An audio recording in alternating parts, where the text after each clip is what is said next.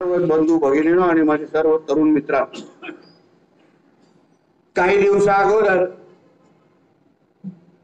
राज्याचे मुख्यमंत्री आणि आमचे प्रदेश अध्यक्ष आदरणीय बावनकुळे साहेब, मुख्यमंत्री आदरणीय आमचे देवेंद्र फडणवीस जी आणि कार्यकारी अध्यक्ष सन्मान्य रवी चव्हाण साहेब यांच्या अध्यक्षतेखाली मुंबईमध्ये कार्यशाळा झाली आणि मग त्या कार्यशाळेमध्ये हे कळवण्यात आलं की बाबा जिथे जिथे रत्नागिरी जिल्हा जिथे जिथे पालकमंत्री आपले नसतील तिथे तिथे संपर्क मंत्री नेमण्यात येतील।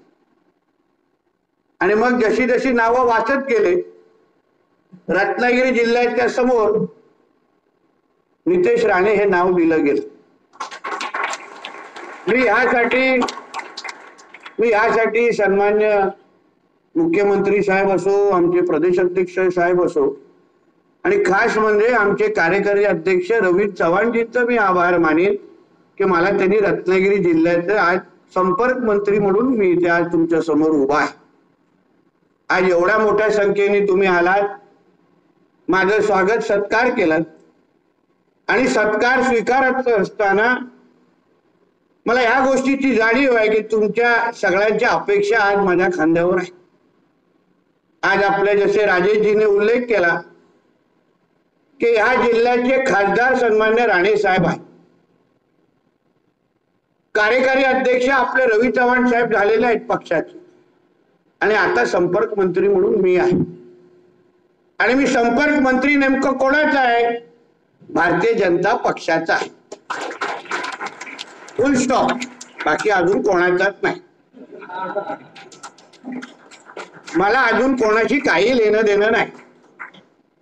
माझ्या संपर्क मंत्री म्हणून माझी जबाबदारी एवढीच आहे की या भारतीय जनता पक्षाचा आमचा कार्यकर्ता त्याला पक्ष वाढवण्याच्या दृष्टिकोनातून, पक्षाला ताकद देण्याच्या दृष्टिकोनातून आणि सरकारमध्ये माझ्या भारतीय जनता पक्षाचं पण कार्यकर्त्याचं वजन आहे हे वेळोवेळी त्याला दाखवण्यासाठी हे संपर्क मंत्री पद दिलं गेलेलं आहे। संपर्क मंत्री पद दिले म्हणून सरळ स्पष्ट आहे, त्याच्यामध्ये इकड तिकडचा काही विषय नाही। आणि माझ्या कार्यपद्धतीमध्ये तुम्हाला दिसेल की माझ्यासाठी काम करत असताना नजरेसमोर फक्त भारतीय जनता पक्षाचाच कार्यकर्ता असेल, बाकी इकडे तिकडे आपण बघत नाही आणि आपल्याला सवय पण नाही। आपण इकडे तिकडे बघत पण आपली सवय आहे, याच्यासाठी टीकाही होते, काही लोक बोलतात पण की हा पक्षपाती गोष्टी करतो, विषय प्राप्त आहे। मी ज्या पक्षाचा कार्यकर्ता आहे, ज्या पक्षामुळे आज मी आमदार खासदार झालो, आमदार आणि मंत्री झालो, त्या पक्षाच्याच वाढवण्याची जबाबदारी माझ्या खांद्यावर असल्यामुळे मी अजून इकडे तिकडे कोणालाही मदत करणार नाही, कोणालाच मदत करणार नाही, स्पष्ट आहे। आता माझ्या तुम्ही कधी मतदारसंघामध्ये आवर्जून जा, पण त्याला सोडून मी दुसऱ्याला निधी देत नाही। मी सरळ बोलतो, जरा मी बोलतो का बाबा तुला निधी पाहिजे ना, तुला गावाचा विकास करायचा आहे, ये भारतीय जनता पक्षामध्ये, नाही तर तुला निधी मिळणार नाही। मग नाही इलाजाने येतात माझ्याकडे आणि मग पक्ष प्रवेश करतो। मी इकडे तिकडे राजेजी हातचं राखून राहत नाही आणि आपल्याला ती सवय आहे। पक्षाचं ध्येय धोरण, आयडिओलॉजी, पक्षाची भूमिका आणि भारतीय जनता पक्षाचा कार्यकर्ता सन्मान हा माझ्या ह्या संपर्क मंत्री म्हणून माझा मुख्य अजेंडा असेल हे मी तुम्हाला आवर्जून पहिल्या दिवशी सांगतो, आवर्जून सांगतो। आता पण कलेक्टर कार्यालयामध्ये माझ्या मंत्रालयाची मीटिंग घेऊन आलो, त्याच्यानंतर SP आणि कलेक्टर आणि मी एकटेच बसलेलो। मी त्याला स्पष्ट सांगितलं मी इथला संपर्क मंत्री आहे, भारतीय जनता पक्षाच्या कार्यकर्त्याची कामं या कलेक्टर आणि पोलीस स्टेशन मध्ये झाली पाहिजे हे बघण्यासाठी मला इथे ठेवलेलं आहे, लक्षात ठेवा। यापुढे त्याला मान सन्मान देणं, त्यांची कामं करणं आणि पोलीस खातं आणि अन्य खातं म्हणून कुठल्याही पद्धतीचा अन्याय अगर भारतीय जनता पक्षाच्या कार्यकर्त्यावर झाला तर दुसऱ्या तासाला नितेश राणे रत्नागिरीमध्ये असेल हे सांगून आलेलं आहे, सांगून आलेलं आहे।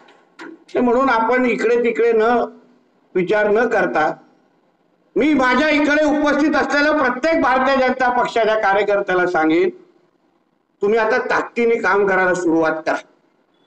आपल्याला पाहिजे ते पक्षांनी देत चाललेले आहेत. तुम्ही बघा, आपल्याला जसं राजेशजीने आणि केदारजींनी बोलले आपले विचारांचे खासदार दिलेले आहेत एवढ्या वर्षानंतर.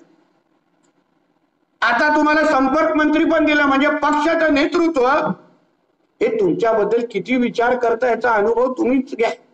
तुम्हाला एकटं सोडत नाही आहे.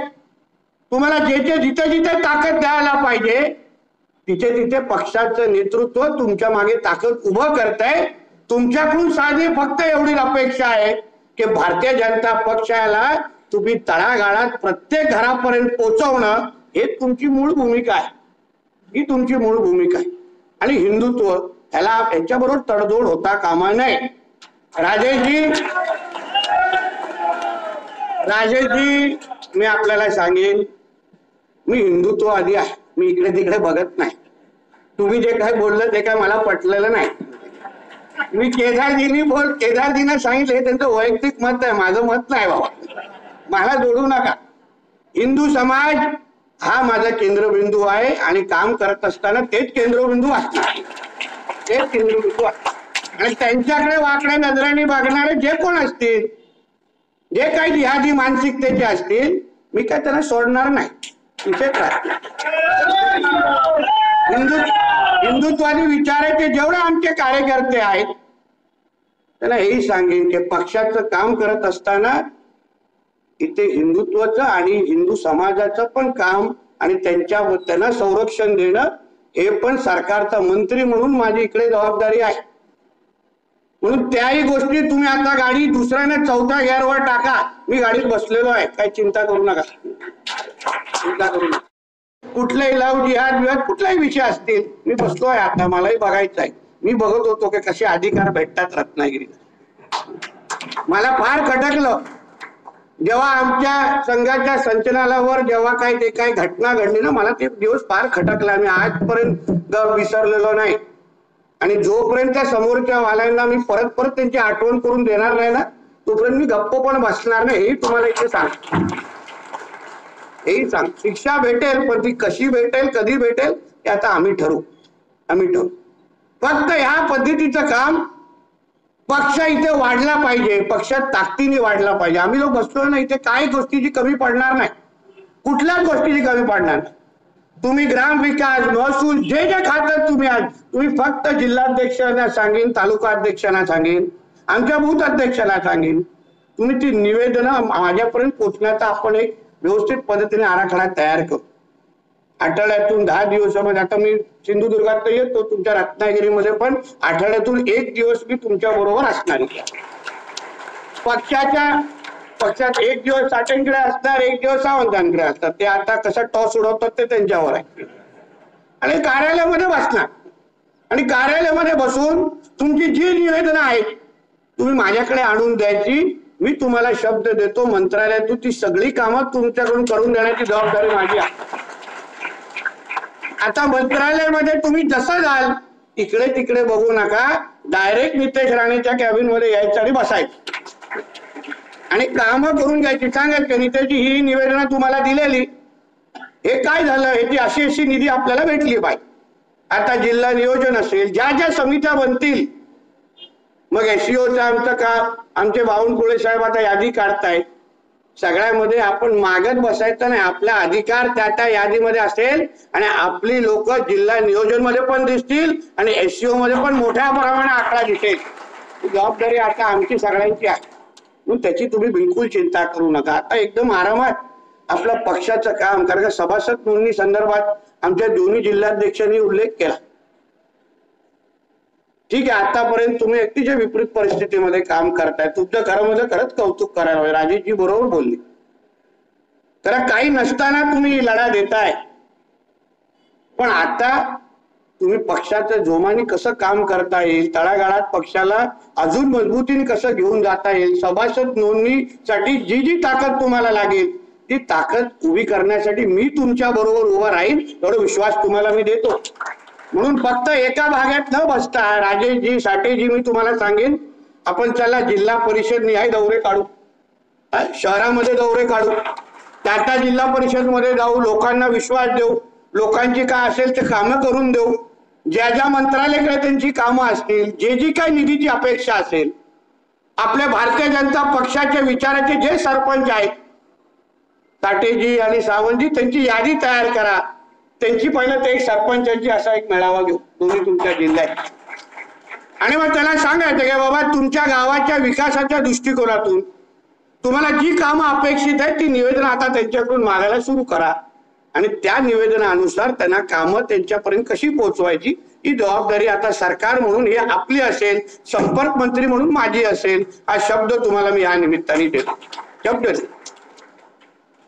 म्हणून आता अगर आपण ताकद उभी करू शकलो, ताकदीने उभी करू शकलो ना, तर येणाऱ्या स्थानिक स्वराज्य संस्थेमध्ये आपण ताकदीने स्वतः पद्धतीने उभं राहू शकतो. आज हे का पद दिलेले आहे, ही का ताकद मिळते आपल्या तुम्हाला सगळ्या जणांना, पक्षाचं नेतृत्व तुम्हाला काय बोलायला प्रयत्न करताय की येणारा काळ हा 100% भाजपचा आहे, हे लक्षात ठेवा. आता ह्या कुबड्या बिबड्या हे ते सगळं आता हळूहळू हळूहळू पेटून टाकायचं. आता स्वतःच्या ताकदीने उभं राहायचं, स्वतःच्या ताकदीने. आपल्याला जे काय आपल्याबरोबर तुम्ही खूप सोचलाय वर्षानुवर्ष, ऐकायचो मी कधी सिंधुदुर्गात पासून, निलेशजींकडून ऐकायचो, वृत्तपत्रामध्ये बसायचो, असा संघर्ष असा संघर्ष, एवढीच निधी दिली, जिल्हा नियोजन मध्ये काही स्थान दिलं नाही, निधी वाटपामध्ये दिलं नाही. आता हळूहळू राणे साहेबांनी खासदार म्हणून बदल आणायला सुरू केलाय. त्याचा अजून त्याला जोर मी संपर्क मंत्री म्हणून लावतो, जेणेकरून उद्या भाजपच्या कार्यालयामध्ये आले पाहिजे. जरा थोडी निधी द्या थोडी विचारायसाठी. आता कोण आले पाहिजे हे तुम्ही समजून घ्या. टिंब अशी परिस्थिती निर्माण करायची, आणि आम्ही निर्माण करून तुम्हाला दाखवू. काही चिंता करू नका. भारतीय जनता पक्षाचा पंतप्रधान आहे, भारतीय जनता पक्षाचा मुख्यमंत्री आहे, आणि भारतीय जनता पक्षाचा तुमचा संपर्क मंत्री आहे. हे नजरेसमोर ठेवून आता तुम्ही कामाला लागा, कामाला लागा. माझा नाही रे बाबा, पक्षाचा ठेवा. आपण पक्ष म्हणून इथे आहोत, आणि पक्ष म्हणून आपण अगर ताकदीने तर वाढलो, आणि म्हणून कुठल्याही बाबतीमध्ये तुम्हाला आता काही कमी पडणार नाही. पोलीस स्टेशन असो किंवा अन्य महसूलच्या कुठल्या यंत्रणेमध्ये असो, कुठला अधिकारी जास्त त्रास करत असेल तर नाव द्या, बदलून आणतो त्याला, दुसरा बसू तिकडे, काय हरकत नाही. कोण तहसीलदार जास्त थांबवत असेल, पोलीस PI कोण फोन उचलत नसेल, बदलीची ऑर्डर पाठवू त्याच्या व्हॉट्सअपवर. काय चिंता करू नका, काय चिंता करू. आपण इकडे तिकडे बघणारे लोक नाही. म्हणून आपला कारभार सरळ स्पष्ट आहे. आम्ही ज्यासाठी आहोत त्यासाठी आहे. मी माझ्या इथे काम करण्यासाठी आणि विकास करण्यासाठी आणि कार्यकर्त्यांना बळ देण्यासाठी मला ही जबाबदारी दिली आहे, आणि मी ह्या पुढे तेवढंच करणार. बाकी अजून कुठलाच विषय नाही, आणि कोण काय माझ्यावर तर दबाव टाकण्याचा विषयच राहत नाही, विषयच राहत. नाहीतर मिरकरवाड्याचं डेमोलिशन थांबलं असतं, समजून जा. तर आम्ही काय कोणाच्या पोटावर लाथ मारत नाही, पण कोणाच्या जागेवर अतिक्रमण आम्ही सहन करणार नाही. ही भूमी ही हिंदू राष्ट्रामध्ये असलेली भूमी आहे, इथे अजून कोणाचा अधिकार नाही, स्पष्ट आहे. आणि आताच मिरकरवाड्या संदर्भात 39 कोटीची निधी खर्च करण्याचा नियोजनाचा आराखडा तयार करून आलेला आहे. व्यवस्थित तुम्हाला तिथे होणारा विकास तुम्हाला अनुभवायला भेटेल.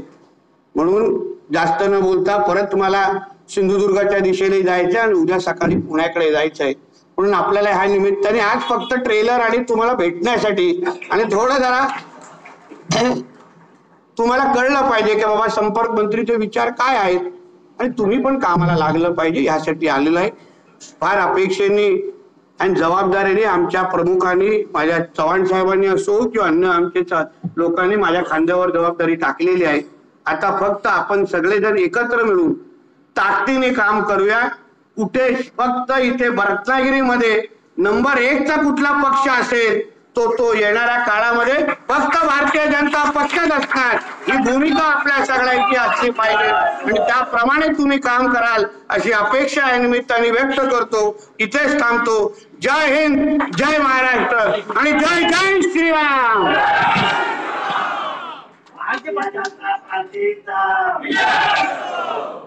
खरंच राणे साहेब